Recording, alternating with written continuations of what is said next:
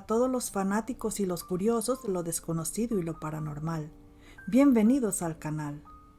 ¿Será posible que una madre regrese de la muerte para proteger a su hijo durante 5 días hasta ponerlo a salvo? Algunos dirían que eso no es posible, que esas cosas no existen. Sin embargo, lo sucedido en una oscura carretera del norte de California en los años 90 parece contradecirlos. Hubo muchos testigos de lo ocurrido. Policías, familiares y también perfectos desconocidos se vieron involucrados sin querer en este extraño caso. El 5 de junio de 1994, Christine Skubich, de 23 años, viajaba en su pequeño auto con su hijo Nick, de 3 años y medio, por la carretera 50, que corre desde Sacramento, en el norte de California, hacia el estado de Nevada, al este. Ella estaba a punto de iniciar una nueva vida con su hijo y con el padre del niño, ya que tenían planes de casarse muy pronto. Christine se había esforzado y había trabajado duro para poder costear sus estudios universitarios y sentía mucho orgullo de haber completado su carrera. Poco tiempo después de obtener su título, le ofrecieron un puesto de trabajo en el sur de California y ella lo aceptó, aunque con sentimientos encontrados porque significaba que tendría que mudarse lejos de sus padres. Había crecido en Sacramento y era muy unida a su familia. Sabía que los iba a extrañar mucho, pero a la vez sentía emoción de comenzar esta nueva etapa en su vida. Luego de despedirse, Christine partió el día domingo con Nicky, asegurándole a sus padres que los llamaría por teléfono en un par de días. Planeaba pasar primero a visitar a una amiga que vivía en Carson City, ciudad que quedaba a unas 2 horas y media de distancia hacia el este. Se quedaría con su amiga hasta el miércoles y luego se encaminaría hacia el sur de California, donde pasaría a visitar a su tía Karen en la ciudad de San Bernardino, que quedaba a unas 7 horas de distancia. Tomaría la ruta 50, una carretera oscura y solitaria que la llevaría casi en línea recta por las faldas de la Sierra Nevada y por los espesos bosques de pino que ahí abundaban. Había acordado con su amiga que llegaría al día siguiente, o sea, el lunes 6 de junio. Pero 3 días después, es decir, el miércoles por la mañana, los padres de Christine recibieron una llamada telefónica preocupante. Era la amiga de Christine, llamándolos desde Carson City para informarles que Christine aún no había llegado. Enseguida los angustiados padres llamaron al departamento de policía para presentar la denuncia formal de la desaparición.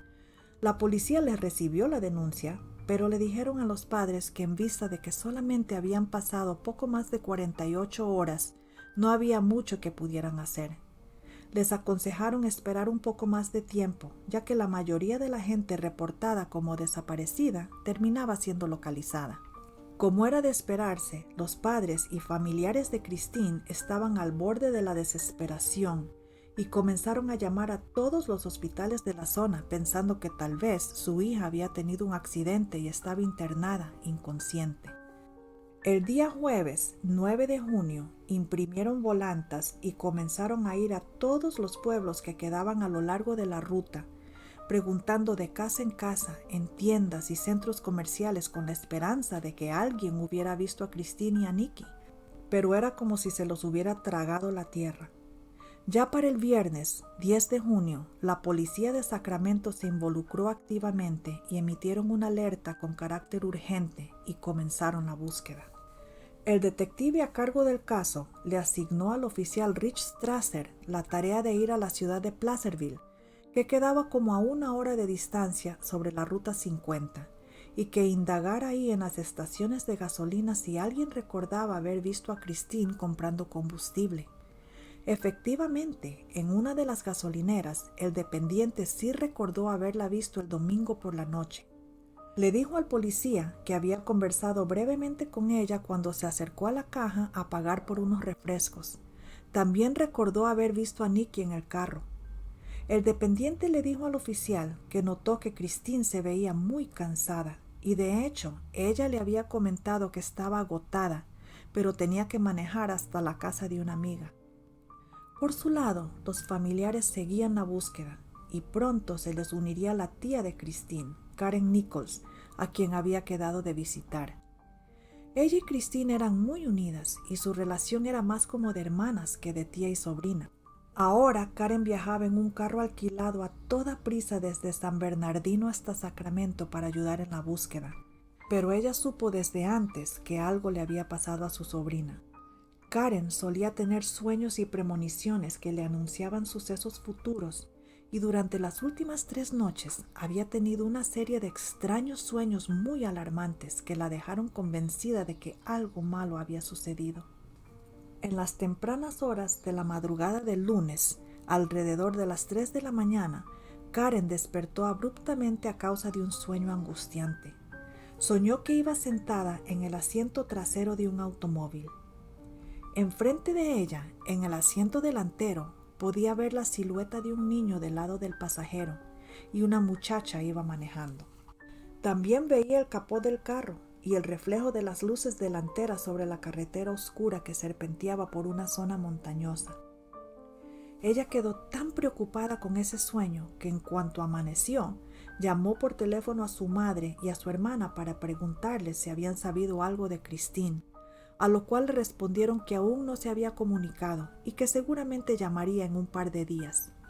Karen sabía que Chris tenía planeado visitar a una amiga en Carson City, por lo que trató de olvidar el sueño y de sacudirse esa sensación de angustia que sentía.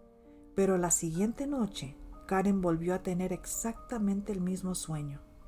En la mañana, apenas se levantó, llamó de nuevo a su hermana para preguntar si había sabido algo de Christine y recibió la misma respuesta, que aún no. Esta vez la sensación de angustia era más fuerte y Karen sabía en su corazón que algo andaba terriblemente mal. Esa noche, es decir, la madrugada del día miércoles 8, tuvo un tercer sueño. Soñó que estaba mirando hacia afuera por una ventana y soplaba un viento huracanado. Los árboles se doblaban por la mitad y escuchaba metal partiéndose por la fuerza del viento. Los vidrios de las ventanas comenzaban a quebrarse y de repente vio a Nicky de pie afuera en el jardín en la mitad de esa tormenta, y Christine trataba desesperadamente de alcanzarlo para ponerlo a salvo. Karen trató de salir para ayudarle, pero estaba descalza y no encontraba sus zapatos. Sabía que no podía salir descalza porque el jardín estaba lleno de vidrios quebrados. Por fin encontró sus zapatos y se los puso. Pero en el momento que abrió la puerta delantera para salir a ayudar, el viento se detuvo y vio a Christine con Nicky en el jardín y corrió hacia ellos. Enseguida le preguntó a Christine si se encontraba bien, a lo cual ella le respondió con una mirada llena de tristeza que no estaba bien. Karen vio que sus ojos no tenían vida, estaban apagados, sin luz, y su expresión era como la de alguien en un trance. Fue en ese momento que Karen abruptamente despertó del sueño y se sentó en la cama con una sensación de terror. Su corazón latía rápidamente y sentía una terrible presión en el pecho. Apenas podía respirar por causa de esta pesadilla. No pudo volver a conciliar el sueño y con gran esfuerzo logró ir a trabajar ese día. Hay que tener en cuenta que aún ninguno de los familiares estaba enterado de que Chris había desaparecido, pero Karen presentía algo malo. Esa tarde, cuando regresó a casa del trabajo, su hija la estaba esperando con la noticia de que Chris no había llegado a la casa de su amiga. En ese instante, Karen entendió que los sueños que tuvo significaban que a su sobrina le había ocurrido algo. A la mañana siguiente, alquiló un carro y partió hacia Sacramento. Mientras tanto, el departamento de policía seguía con la búsqueda, pero no había rastro de Christine ni de Nicky. Aquí es donde la historia se vuelve aún más extraña. Una mujer llamada Deborah Hoyt se encontraba en la ciudad de Sacramento junto a su esposo visitando unos familiares por varios días. Ellos no eran de la zona, vivían en Lake Tahoe y no conocían a Christine ni estaban enterados de su desaparición. La noche del viernes se acostaron a dormir normalmente, pero a eso de las 2 de la mañana Deborah se despertó sobresaltada y con un deseo inexplicable de regresar a su casa. Enseguida despertó a su esposo y le dijo que tenían que partir inmediatamente y regresar a Lake Tahoe. Como era de esperarse, el esposo de Débora no estaba dispuesto a levantarse a las 2 de la mañana para manejar, ya que para llegar a su casa tendría que viajar por la ruta 50 y aún estaba oscuro afuera. Le dijo a Débora que esperaran hasta que amaneciera, pero ella le insistió que quería irse en ese momento. Sentía una urgencia inexplicable. No le quedó más remedio al esposo que emprender el viaje de regreso a casa a esa hora. Pasaron la ciudad de Placerville, siguiendo por la carretera boscosa que serpenteaba por las faldas de la montaña. Como a unos 25 kilómetros más adelante de Placerville, en un sector que se llama Bullion Bend, Débora vio algo a la distancia, tirado en un costado de la carretera que le llamó la atención. Era algo blanco con negro, pero no podía distinguir qué era, ya que la carretera estaba oscura. Cuando se acercó el carro un poco más, las luces alumbraron el objeto y ahora lo pudo ver claramente. Era una mujer desnuda, muy pálida, y parecía estar muerta. Estaba tirada al filo de la carretera, acostada sobre su lado, con un brazo debajo de la cabeza y el otro brazo encima, y las rodillas ligeramente dobladas. Débora notó que tenía cabello castaño y por los senos pudo determinar que definitivamente era una mujer. El esposo de Débora iba a detenerse y retroceder, pero Débora le dijo que no lo hiciera. Temía que podía ser una trampa por parte de asaltantes para que detuvieran el carro y luego asaltarlos o robarles el carro, o peor aún, matarlos. Decidieron seguir manejando hasta encontrar un teléfono y poder alertar a las autoridades. Hay que recordar que en el año 94 la mayoría de la gente aún no tenía teléfonos celulares. Como a medio kilómetro más adelante encontraron una estación de guardabosques donde había un teléfono público. De ahí llamaron enseguida al 911 para avisarles. A los pocos minutos arribó una patrulla y los policías le pidieron a Débora y a su esposo que los llevaran hasta el lugar a donde habían visto a la mujer, pero que mantuvieran la distancia y no se bajaran del carro. Débora los guió hasta Bullion Bend, donde había visto a la mujer. Los patrulleros se bajaron y revisaron la zona minuciosamente con unas luces muy potentes, pero no había nada, ni rastro de la mujer. Después de buscar y revisar por algún rato incluso entre los árboles sin encontrar nada, le dijeron a Débora que sería mejor que siguiera su camino. Débora por su parte estaba segura de lo que vio. No entendía cómo la mujer pudo haber desaparecido tan rápido. Pensó que tal vez los patrulleros no le creían. Más tarde, esa misma madrugada, el oficial Strasser se reunió con los patrulleros que habían recibido la llamada sobre la misteriosa mujer, y ellos le comentaron lo sucedido. Cuando amaneció, el oficial Strasser decidió ir al lugar él mismo y revisar con la luz del día para ver si encontraba alguna pista sobre la identidad de la mujer. Al estacionar su carro en Bullion Bend, lo primero que vio al bajarse fue un zapato de niño tirado entre la maleza. Esto lo llevó a seguir buscando y a seguir abriéndose paso entre las ramas de los pinos, adentrándose más en el espeso bosque, y de repente lo vio.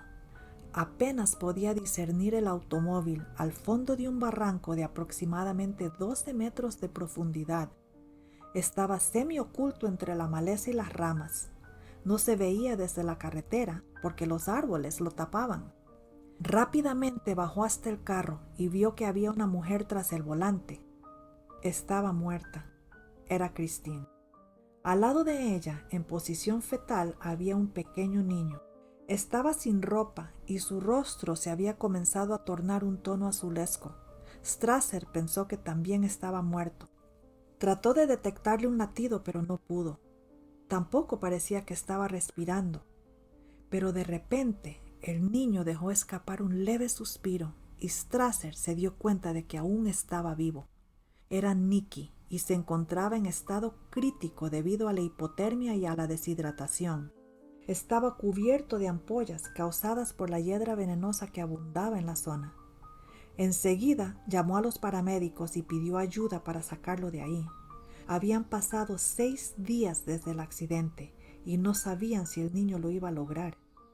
Fue trasladado en ambulancia rápidamente al hospital y milagrosamente, luego de varios días, logró recuperarse. Más tarde, el niño contaría que durante las noches que estuvo ahí solo en el bosque, no sintió miedo, porque habían luces que rodeaban el carro. Relató que todas las noches había una figura luminosa de pie afuera del carro cuidándolo, y podía ver otra figura arriba en la carretera. No les podía ver las caras, ya que eran como siluetas luminosas. Aún a esa tierna edad, él decía que eran ángeles. Ahora de adulto, Nick Skubish aún recuerda las figuras claramente.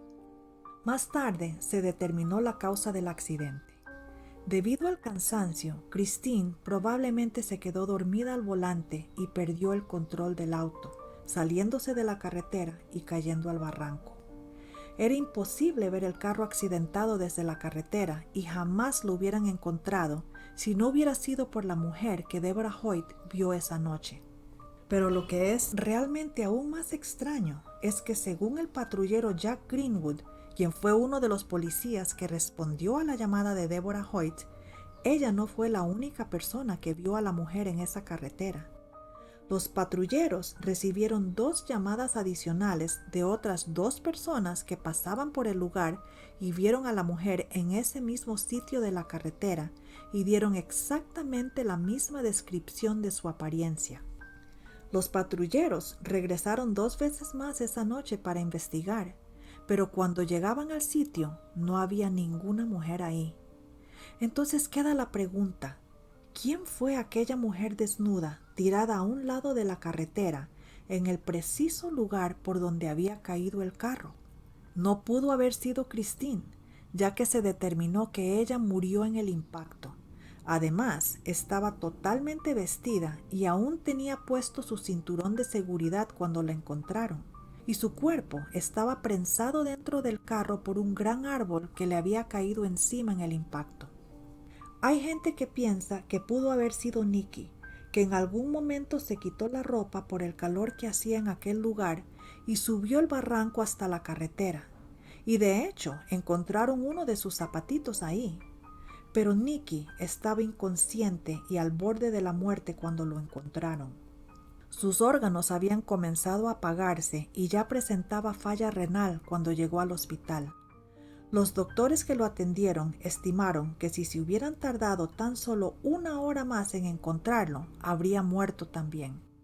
Difícilmente el niño hubiera podido subir ese barranco y volverlo a bajar solo unas horas antes de que lo encontraran inconsciente y en estado tan crítico. Además, los testigos estaban seguros que vieron a una mujer y no a un niño, ya que pudieron verle claramente el cuerpo. Lo que sí es seguro es que si Deborah Hoyt y los demás testigos no hubieran reportado la presencia de la misteriosa mujer desnuda en la carretera, jamás habrían encontrado el carro accidentado y no hubieran podido salvar a Nikki. Tal vez nunca sabremos con certeza la identidad de aquella mujer.